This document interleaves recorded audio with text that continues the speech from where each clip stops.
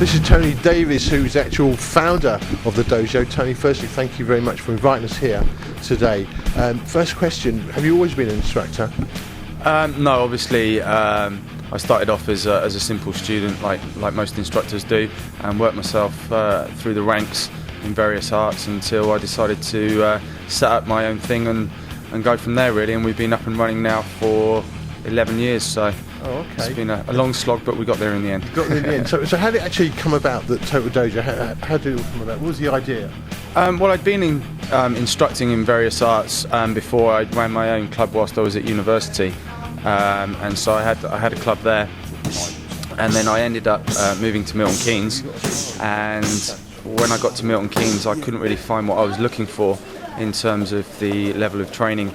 So I continued with my own training until I felt that I was confident enough to start my own club, and I just started advertising in sort of local libraries and shops, and basically I got my first student, which we started off in my garage. Started off in my garage just to one student. Wow. Who's now my business partner, Stuart Harris, and we've just grown from strength to strength really over the last 10 years. So. Okay, so you weren't actually an instructor from the very beginning. You had a 9-to-5 job? As I say, I was instructing whilst I was at university. Studying what? What were you studying? I was studying law. Studying law, okay. So that's a big transformation. It was a big transformation. It was something that I was always very interested in, and I went through the whole sort of rigmarole of studying for 3 or 4 years, worked on a free representation unit, and then just decided that working 60, 70, 80 hours a week, doing something that I wasn't 100% sure about in terms of like whether I wanted to do it for the rest of my life.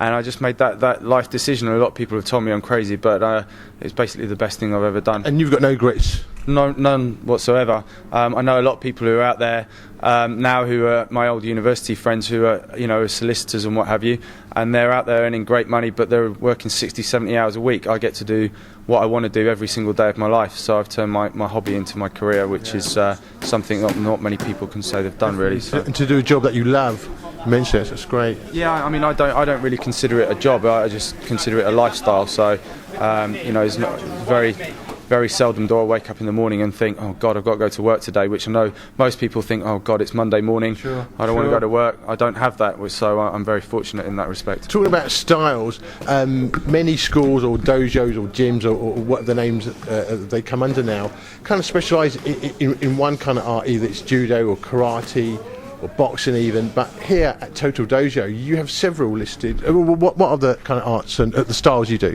Well, personally, I've studied a lot of different arts over the years. My main thrust into my own study has been finding things that are functional and that fit well with other arts. I always found that no one style has all the answers, so it's always been my belief that you should basically go to source of any martial arts. So that's why I've travelled to Brazil and the Philippines and various other places around the world to train with the best of the best, so that I know that the information I get is first hand. Knowing that, I know that the information I then pass on to my students is also the best material that I can get, and then it's always been my objective to make sure that the whole curriculum here at Total Dojo gels together. Whether it be the kick or Thai boxing classes, our MMA classes or our self-defense classes, they all have a crossover so that people can become multi-skilled very, very quickly. I've been fortunate to be here while you've had training sessions, and some are quite grueling. I mean, they've really been put to test, very hard work. Why is that? Well, for several different reasons. Martial arts has moved on a lot in the last decade, especially.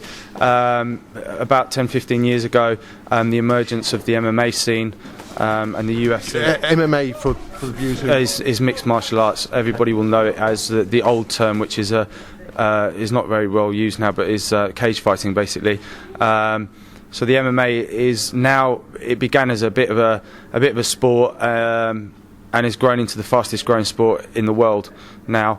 It's overtaken boxing in terms of pay-per-view figures and things like that. And it was something that I've always been interested in from the very, very beginning. And here we have a lot of guys who fight at amateur level, a lot of guys who fight at semi-pro and pro level. So if we need them to fight, then we need to make sure that they're in shape. Okay. I've also noticed that right in the dojo here, right in the corner, you've got a cage. Yeah. Obviously, the guys who fight MMA, they need the correct training, because it's not a joke out there. The guys out there are trying to, they're fighting for their life, if you like. So we need to make sure that they're in shape and that the environment they're training in within the gym is the environment they're training in for their fights. So they say train hard, fight easy, and that's what we try and do here at Total Dojo.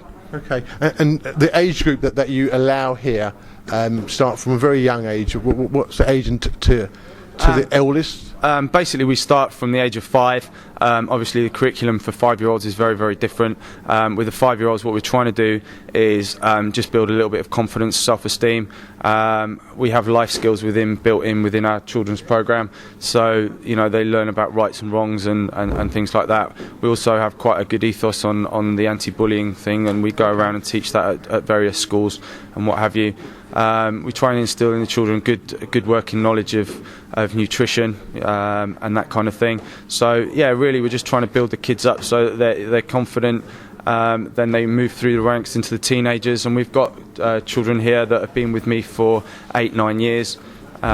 James, who's one of our instructors here, has been with me since he was just before his teenage years, and now he's fighting for the British title and is also on the Great Britain team. So it just goes to show that our system here does work. So there's a lot of talent here at Total Dojo then. Yeah, we've got a lot of talent here. We've got one of our guys, Warren Key, who's fighting for a world title in the next few weeks. We've got quite a few up and coming fighters who are going to be fighting for various titles over the next year. As I say, James is fighting for one of the kickboxing titles. So, for a fairly young school, we're doing okay, and I think we can only go from strength to strength with the talent that we have within the school. So these are actual names to look out for the future? Oh, without a doubt, yeah, without a doubt. Talking about the future, what is the future for Total Dojo? Can you focus on anything, any goals you have? Basically, it's just to keep expanding the goals that we, the goals that we have at the moment, which are to promote the fighters, get them up, grab as many titles as we can, and we've got quite a few different people around the country who are looking to open their own schools, and we just help them to sort of forward the message, if you like, and help them if that's the path they choose. So.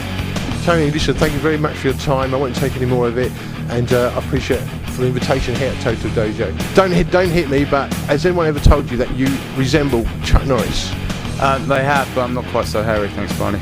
Not so hairy, okay. Thank you, Tony. Thank you very much. Total Dojo here in Bletchley. Thank you.